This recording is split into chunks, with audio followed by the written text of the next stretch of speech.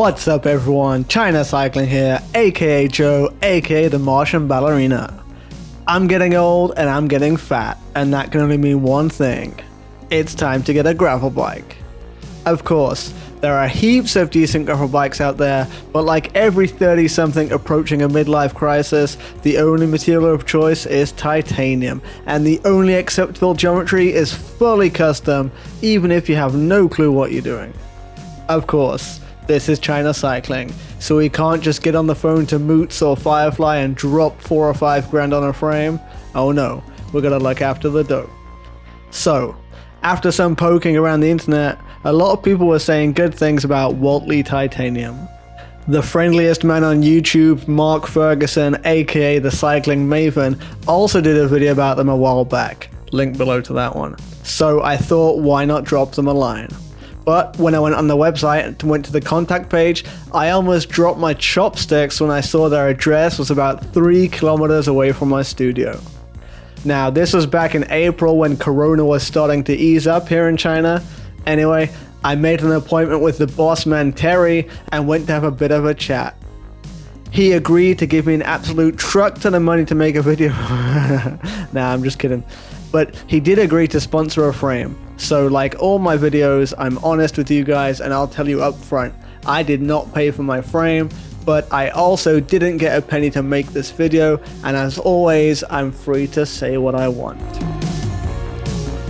In this series, I'm going to break it down into a few videos.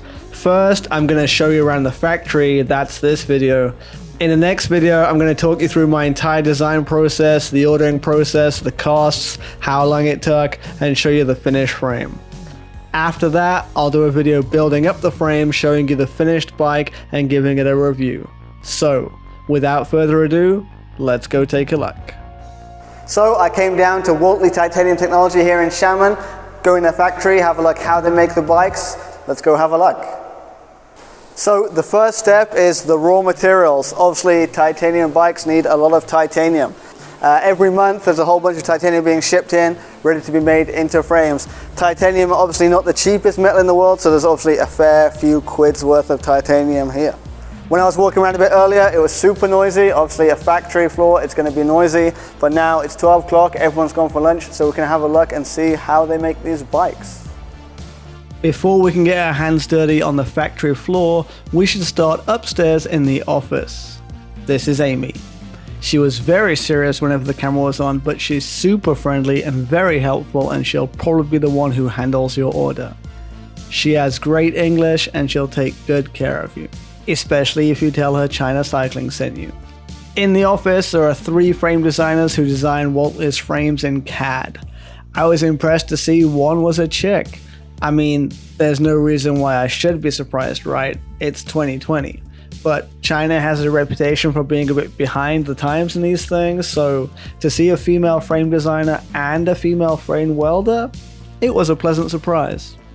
Anyway, you can purchase your frame happy in the fact that Waltly is apparently an equal opportunities employer. Once you've talked to Amy about your frame and the designers have produced a design you're happy with, it's time to go back down to the shop floor. As well as custom frames, Waltly also do a range of their own off-the-shelf options, as well as doing OEM for some big Western brands that have titanium options. I'm obviously not allowed to tell you who, but I was quite surprised at whose frames I saw being made there. Anyway, these off-the-shelf options are a lot easier for them to produce, as they can cut 20 identical seat tubes or 20 identical down tubes and produce them in a batch much quicker. For the custom options, they print out a 1-to-1 CAD drawing of the frame that they use throughout the production process. So, the first step is selecting the right tubes and then cutting them down to the right size. Waltly will choose tube thickness, etc. according to your weight and also your desired ride properties. After the tubes are cut to the right length, they're mitered on the ends to allow them to perfectly match onto their joints. Any bends needed are then bent in using huge presses. I'd hate to get my hand stuck in one of these. I saw some fine tuning to the bends being done with a few taps of a mallet, and that kind of showed me how much of a craft work this is. At this stage, any required holes are also drilled into the tubes for cable routing, etc. There also seem to be a few extra steps for polishing or buffing the ends of the tubes, presumably to get better welds. One thing I noticed throughout the whole process was just the attention to detail. Everyone was super focused on the task at hand. I also looked at the photos from their annual meetings and noticed in almost every photo for the past 5 or 6 years, the majority of the staff were the same. That, to me, rings dividends about not only how experienced the staff are, but also how well the company must treat them. After this, the pieces are sent upstairs to get turned into frames. Workers carefully attach the pieces to giant jigs that keep everything nice and straight and at the correct angle. The various pieces are tack welded together temporarily to keep them in shape before the final welding is done. Putting the frames together on these jigs seemed to be the most fiddly part of the build. Careful attention was paid comparing the setup of the jig to the one-to-one CAD drawing. After being tack welded into place, it's time for the proper welding.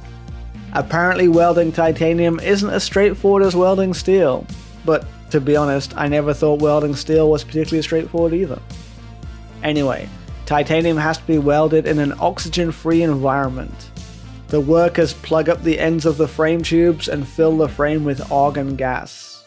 Argon gas is also pumped out of the end of the welding torch to keep the whole process oxygen-free and ensure a long-lasting weld. It was also nice to see a Park Tools frame clamp being used. I'm sure they could fabricate their own or source a cheaper option, but having nice tools makes for happy workers, which leads to good quality frames. Kudos. After the frame is welded, it gets a bit of quality control love. As far as I could see, they were mostly checking for alignment and making sure the frame's dimensions and angles were all up to spec. After this step, the frames went next door to the finishing room. In here, there were various stages of polishing, buffing, sanding, and material blasting to get the desired finish. One of the hardest decisions of my frame was choosing the finish. I went for a blasted finish with brushed logos, which involved me sending files over to them and then printing out masks, applying them to the frame, and then blasting the frame. Once blasted, they removed the masks and my frame was almost done. The last step is to apply all the fixtures and fittings such as bottle cages, rivnets, derailleur hangers and screws. After that, one final QC check and the frame is good to go. In the next video, I'm going to be talking more about the specifics of my frame, what I chose, why I designed it that way, how much it should cost and all that juicy stuff. Make sure you're subscribed and make sure you ring that bell so you don't miss that video when it comes out. If you've already seen enough and you want to jump on the Midlife Crisis custom titanium frame bandwagon, check the description below for details on how to get in touch with Waltly. We're currently working on some sort of discount scheme for you guys, so tell them China Cycling sent you and you should get a discount on your frame. Any questions, leave them down below and I'll try get back to them ASAP. Other than that, I'll see you in the next video. China Cycling out.